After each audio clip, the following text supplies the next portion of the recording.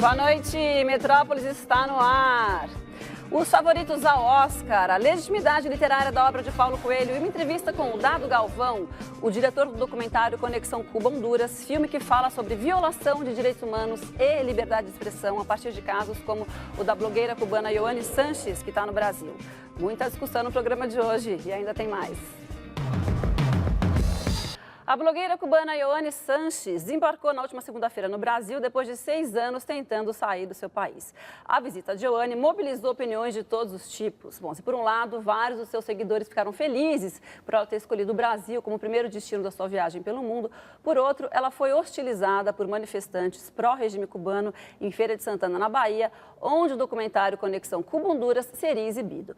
O diretor do filme, Dado Galvão, está aqui no estúdio para conversar com a gente sobre esse episódio e sobre o tema do documentário, que, aliás, me parece um pouco, assim, antagônico, né? Um documentário que fala sobre liberdade de expressão não pôde ser exibido porque manifestantes foram lá e impediram, fizeram tanta bagunça. Como é que foi esse episódio aí, Dado? Me conta como é que... Olha, o que aconteceu exatamente que vocês resolveram cancelar, né, a sessão do filme? Olha, a maioria do povo baiano acolheu a Yoane Sanches muito bem. Era manifestações de carinho, agora de apoio, davam presentes para ela. Ela participou de uma visita ao mercado municipal de Feira de Santana, pessoas de todas as idades. Yoane, quero bater uma foto contigo. Então, foi um pequeno grupo que invadiu o local onde aconteceria a exibição do Conexão Cuba-Honduras. O senador Eduardo Suplicy, que foi convidado para a exibição também em Feira de Santana, tentou dialogar. Não, super nervoso. A ideia do senador era dialogar com os manifestantes para que a exibição acontecesse. Sim. Mas só que foi impossível. Impossível. Então, por isso que ele ficou exaltado, quando ele não conseguiu conversar, como ele disse, né? Então, o que é que acontece? O senador propõe um debate. A Yoane, por segurança, estava em uma sala reservada. O senador traz a Yoane da sala e a gente consegue, mesmo com algumas pessoas ainda agitadas, a fazer um debate até um determinado momento, porque depois os ânimos novamente ficaram acirrados. Então, foi essa a experiência de Feira de Santana, mas eu quero destacar que a maioria do povo baiano acolheu a Yoane muito bem. E o povo brasileiro, na verdade. E do povo brasileiro também. Assim, desde o Recife, onde ela chegou, desembarcou no Recife, seguiu para a Bahia.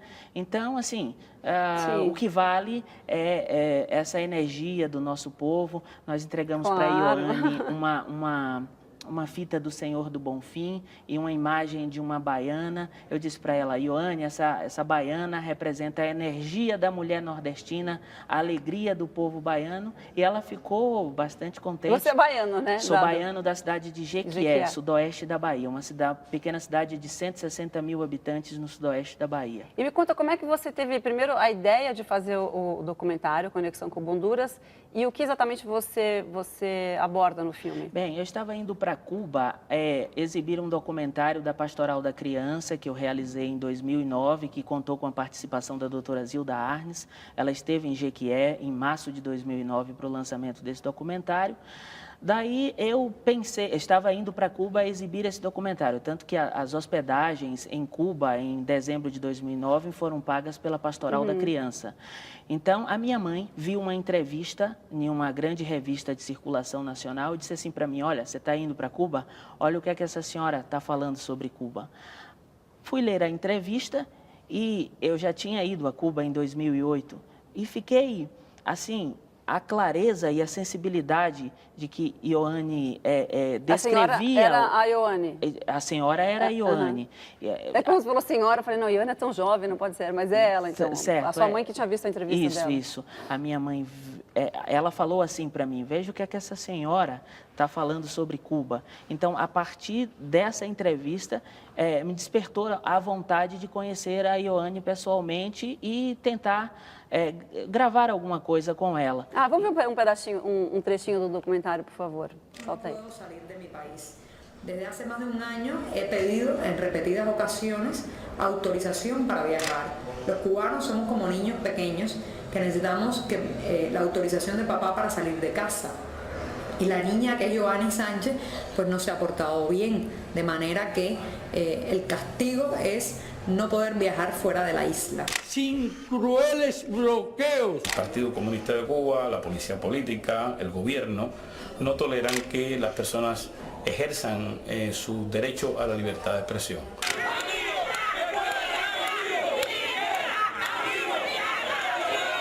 Quer dizer, o ponto de partida, então, foi a própria Ioane, né? Quer dizer, você ficou inspirado por essa entrevista, por essa clareza com a qual ela descreveu Imagine uma pessoa, a vida dela em Cuba, e aí foi atrás. Sim, a pessoa falando sobre o cotidiano de Cuba e propondo o uso da internet para falar sobre o cotidiano de Cuba mesmo.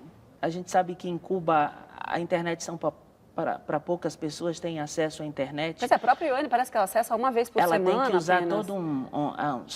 o que ela chama de truques tecnológicos para poder ter acesso ao Twitter. Agora, por exemplo, devido o cubano já pode ter o celular, então ela tem que usar esses truques via operadora de celular para ter acesso ao Twitter. E a conexão é muito lenta, então para anexar uma foto, anexar um vídeo, é uma operação muito complicada.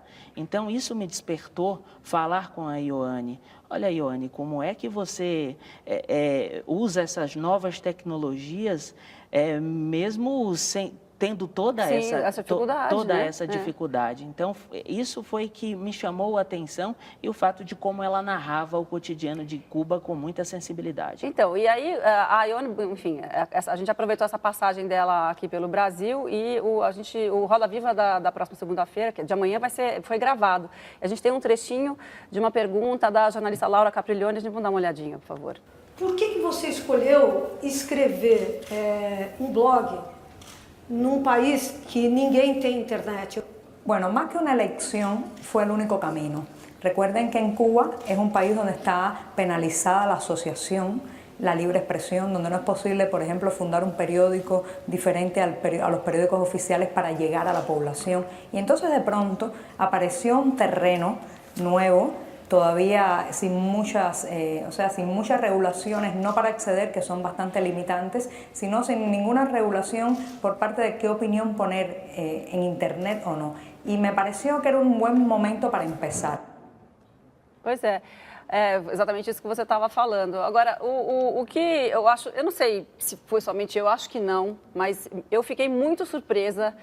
Há 10 dias, digamos que se 10 dias atrás alguém tivesse me falado, não, a Yoani Sanches vai chegar no Brasil e ela não vai conseguir falar, o filme Conexão não vai conseguir ser exibido porque manifestantes vão agir com agressividade, com falta de elegância, no mínimo, para dizer o mínimo, né, que impedir a exibição do documentário, quer dizer, eu falaria, não, isso não vai acontecer. No Brasil, esse tipo de coisa não acontecerá.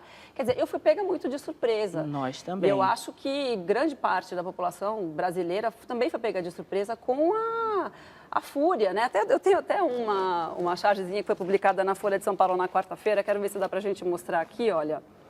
É uma charge que fala, que tem o Che Guevara aqui, né? Uma camiseta escrito Che, e aí ele falando assim, patetas, eu disse sem perder a ternura jamais. E aí seriam, enfim, manifestantes aqui embaixo. Quer dizer, eu acho que isso ilustra bastante, assim, o pensamento, o meu pensamento, pelo menos. Agora, vou contar uma história de bastidores. Nós estávamos indo para o Recife para preparar a recepção a Ioane, e aí o nosso telefone começa a tocar. Pessoas comentando a respeito de uma matéria que saiu em uma grande revista de circulação nacional a respeito de um suposto dossiê montado na Embaixada de Cuba com a participação de um funcionário ligado ao ministro Gilberto Carvalho. Que teria a intenção de difamar a Ioane. A partir desse momento, o professor Fonseca e mais outra pessoa que acompanhava, que estava no aeroporto para receber a Ioane, nós procuramos a Infraero, procuramos a Polícia Federal. Olha, nós estamos preocupados, a revista está denunciando, isso pode acontecer.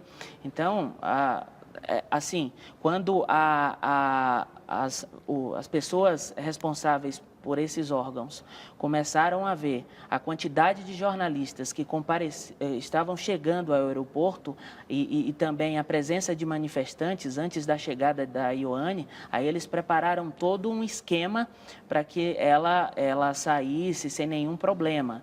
Então, é um fato que nos deixa muito triste, porque é uma denúncia que se materializa a partir da chegada da Ioane no Recife. Aí em Salvador já tinha todo um esquema montado e aí foi mais seguro.